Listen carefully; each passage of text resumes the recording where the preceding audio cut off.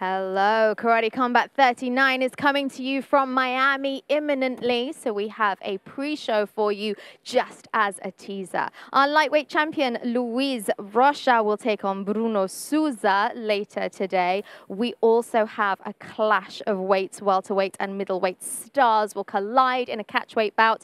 Raymond Daniels will take on Sasha Palatnikov. We have plenty to talk about.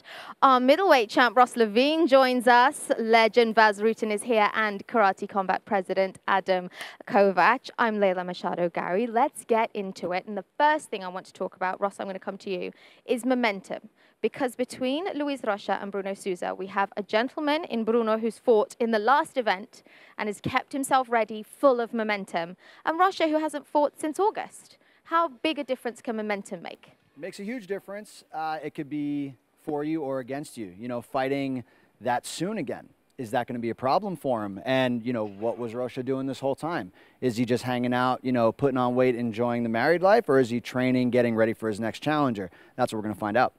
Bas, Rocha is a very dominant champion, a very confident champion. How would you describe him in the pit? A powerhouse. You know, he's a real powerhouse. He came to our gym to train one time in California and saw him train with the Pitbull brothers. And I got to tell you, man, I was like, whoa. I mean, he's got a lot of skill, a lot of power. And he knew since last fight that he also had to work on his stamina a little bit because he's such a strong guy. When he connects, fight's over. And for a lightweight, that's actually pretty impressive. So he said he doubled up on the stamina as well. So this can even go 6 rounds. Those were his words. But he's got a test in front of him in the form of Bruno. He's got the momentum behind him. He's walking around in these little suits with tigers on the tiger. He seems very confident, yet playful. They're friends, aren't they?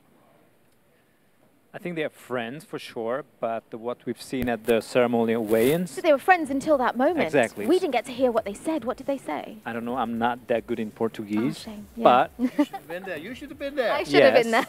But I think fight mode is on for both of them. And it was like the time they stepped on this scale and then they faced each other. This is when they realized we're going to fight now. And all the friendship is over until the fight is over. The switch has been flipped. Bas, what do you expect from this fight? Bruno Souza, he's going to pick him apart from the outside. That's why he's going to move a lot. And he hopes to get him tired. So bring him to the second and the third round. And in the championship rounds, when he believes that Rocha will be tired, that's when he's going to go in for the kill. But all the while you're doing that, you got to watch out because it needs only one punch to connect and lights could be out. So it's going to be interesting to see. And sorry, for me, the same what Ross was saying, that April 1st, our last show, is so close, and Bruno Souza was tagged and was knocked down once. So you never know, you know, like what effect that had on him. And he wanted to be back as soon as possible, and as the opportunity came to fight for the lightweight title, he came and he wanted it right away. We've also got 2 fighters who are now very comfortable in karate combat. They're very comfortable in the pit. Are we going to see them use some new techniques, some different moves around the pit, do you think, Ross? In this main event, I think the styles make the fights, and you can do little adjustments here and there, but I really believe that the style to beat Bruno Souza is what Rocha has. The style to beat Rocha is what Souza has. So it's really about who is going to execute the game plan and who is going to make it happen sooner. I've got a quick question. Go for it. So the way they fight is so obvious to everybody and for each other as well. Do you think they're going to do exactly the same what they're good at, or because it's so obvious what the other is going to do, they're going to switch up? So, for example, Bruno Souza is trying to knock Luiz out while Luiz is trying to keep his energy until the championship rounds. Yeah, I mean, if it were me, I don't recommend it. I do what you do best. You know, make the other person have to adapt to what you're doing. And whoever can force the opponent out of their comfort zone and force them to try and make those adaptations usually is the winner. Also, Rocha has watched Souza throughout his career here at Karate Combat and watched his last fight. How much can you change in that short time? How much can you surprise your opponent? Yeah, you can. Not a lot, you know. And like Mike Tyson would have that same famous saying, right? That once you get it, everybody has a game plan until they get hit and fall right back into it. So, no, we're just going to have to see. What I would like to see is one of them suddenly shooting for a takedown. You know, just even if you don't get the takedown, you're inside his head. Now they're going to think it's the takedown, it's the punch, it's the kick, you know, there's movement. And then when you start feinting and you combine it all together, feints, we need to see way more feints, right? We see him doing a lot, and everybody can see how effective he is with it, but nobody else is doing it. I go, yeah, feinting and go for takedowns in the beginning to set up the fight, and that might get inside the head, whoever's going to do it, and then hopefully they can capitalize on that. A win for Rocha here really makes his mark strongly as champion. Also as the best Brazilian in karate combat. We got the 2 Brazilians. What would the future hold for Rocha with that win? It seems very obvious that on KC40, we've got Gabriel Varga facing Edgar Scrivers for the #1 contendership.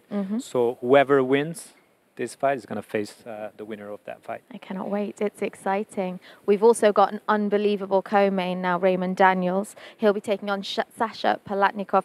2 gentlemen who want to redeem themselves in the pit. They've come here and they haven't performed quite as they wanted, quite as all the words thought. You know, it says a lot about karate combat. It's not as easy as people thought. They can perform very well in some bigger promotions, but they come here and find out that the test is real.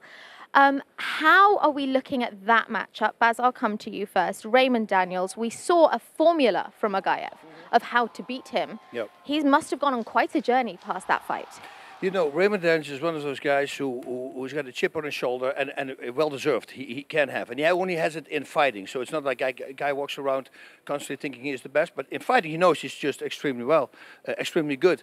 And I think a guy like that, once they beat him and he understands that, okay, now there's a blueprint outside, he will change that immediately. I guarantee he couldn't sleep the first night because he was already thinking about what he's going to do next. So he was already here, and I think this fight, this loss, actually made him way better. And that's why also in the future I hope these guys keep winning, because I would love to see a rematch against Agaev again, you know, for a second time, see what happens then. Because Agaev, he just blew our minds. You know, that's karate. Well, everybody goes like, whoa, world-class kickboxer, and Agaev got him. Are we going to see a different Raymond Daniels? I think we kind of have to. I think so, but going back a little bit, is it a real blueprint? Because like it seems that there's only one Rafael Agaev. Yeah, who in can this copy world, Agaev? Very right? true. So to mimic or do the same, because probably Raymond did study Rafael Agaev with sparring partners, but nobody can do the same thing what Agaev can.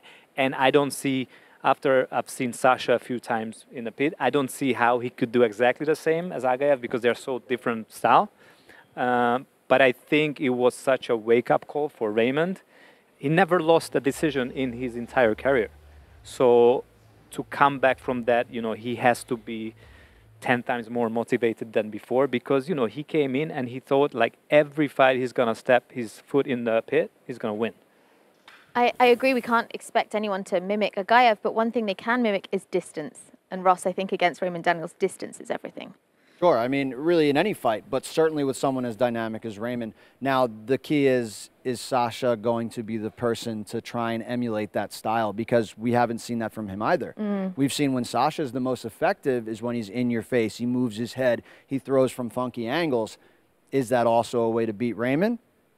Maybe. You know, it's all about who can control that middle space. That's something that Raymond has been a master of his entire career. And I think the biggest important factor here is what Bas said in the beginning about what do you do off a loss. You know, both of them, you can go 2 ways off a loss. You either get way, way better and you rebuild that momentum, or we start to see a dip. So it's going to be really interesting to see that play of like who really did their homework after their losses and what are we going to get here.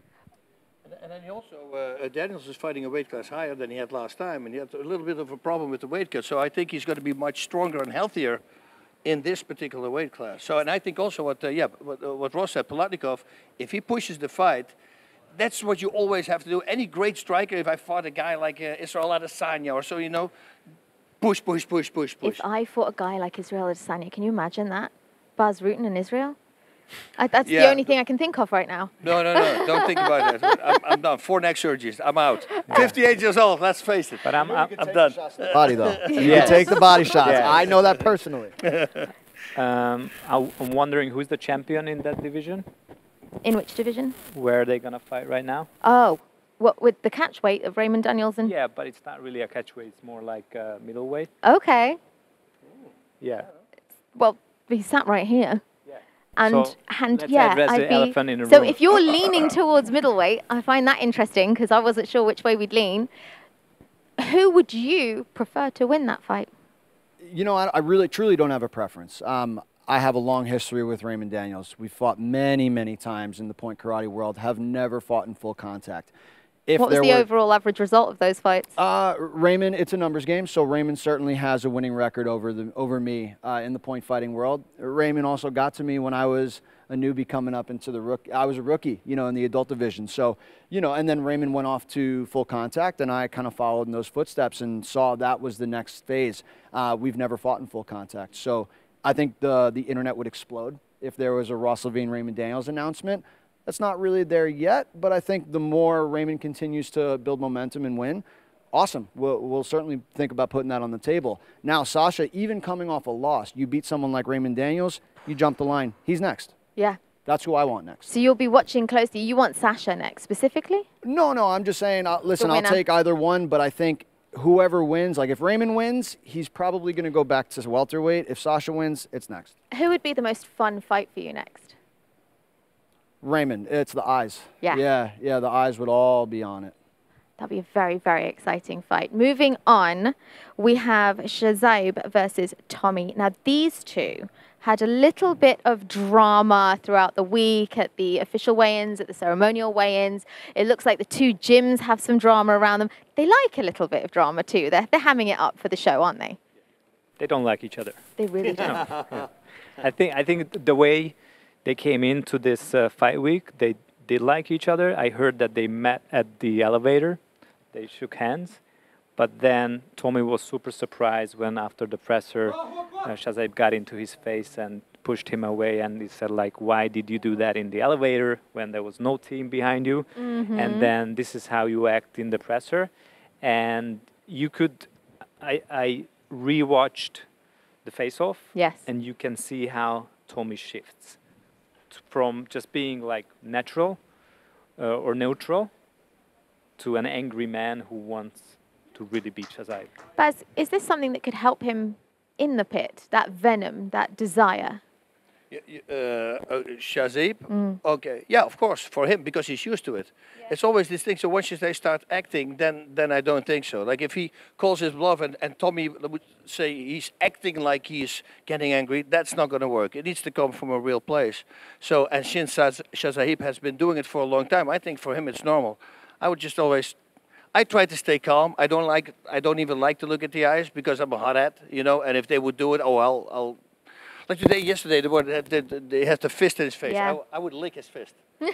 I would just, because it completely will throw confuse him off. him. Like, what the heck is he doing? You see, just those little things get inside the head of your opponent by Ross, doing that. Tommy Azouz is on a 3-fight losing streak. How important is it for him to remain calm in all of this? Well, you say losing streak, but he fought 3 of the best guys in the division.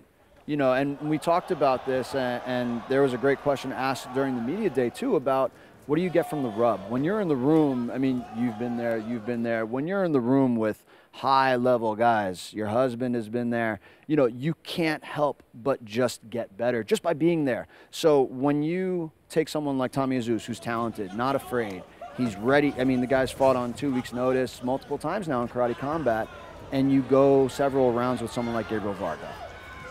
Like, what do? Like, you just have no choice but to get better. So, I mean, I think you saw the shift right away at the ceremonial weigh-ins. He's game. So it may be the worst enemy for someone like Shazaib. And could they be getting into each other's heads this week as well? How much of it will throw off Tommy, for instance?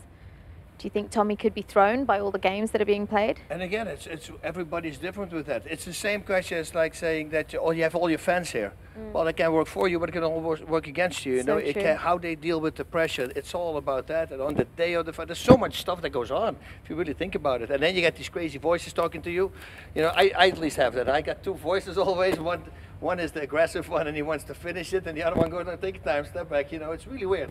And every time when I want to listen, the other one goes, "No, relax, step back." You know, and it's like always listen to the guy who's calm. That's the one thing that I've figured out. We've got a lot of wonderful people making their debut in this show at this event. Some of them are Elijah Everil and Raul Bromick. Now these two are particularly exciting. Adam, tell me why. So I've been hearing Elijah's name for the last year or so, from Ross, from Raymond, from everybody, and they're saying like, this is the guy you need to sign.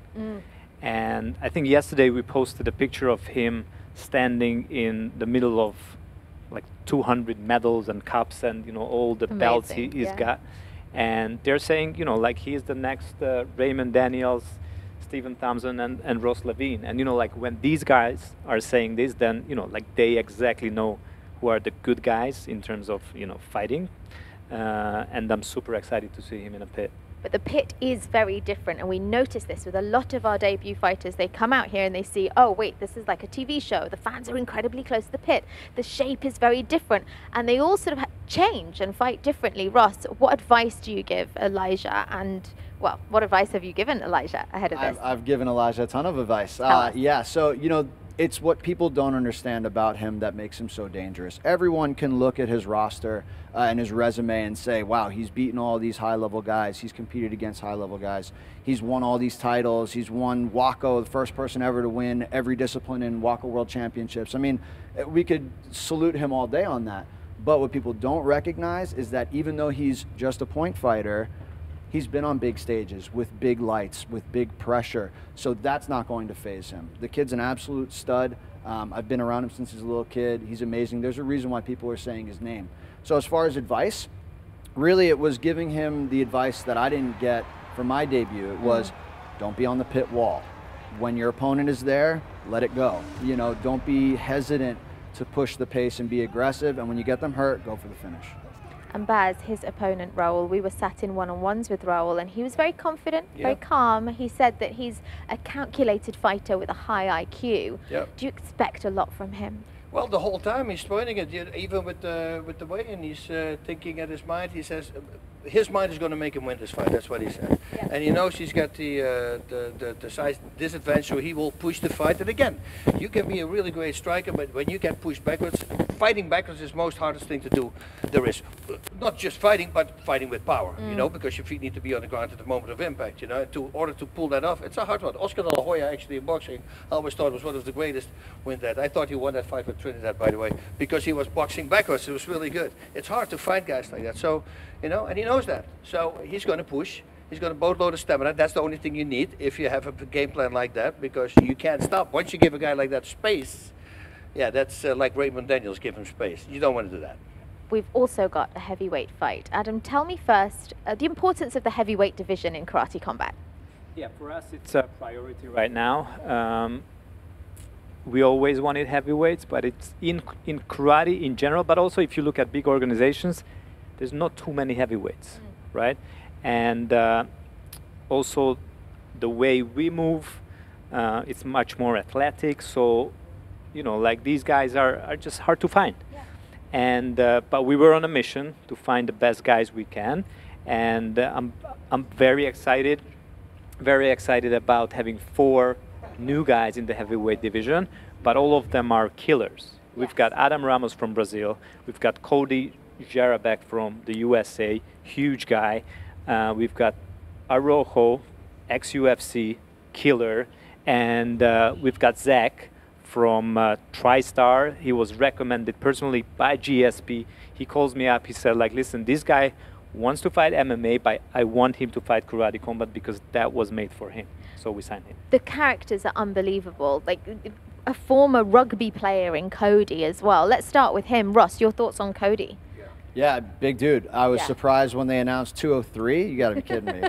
I'm 203. We are not the same human. So yeah, I mean, he's just like a bowling ball. And, you know, it's interesting because with someone like Antonio Hoyo, who wants to be on the outside, who you've seen his highlights of just kicks like a mule, he's fast, he's got great timing. How do you beat that? You be a bowling ball. So hats off to the matchmaker, whoever made that fight. Great job. It's really cool. It's going to be cool to see. I mean, you've seen a couple of Cody's highlights. He has this amazing slide-up side kick. He's kicked people in the face. He's used to fighting people bigger than him. It's going to be a great matchup. And his finish rate is like, I think out of his 7 amateur fights, he finished 6, and Araujo as well.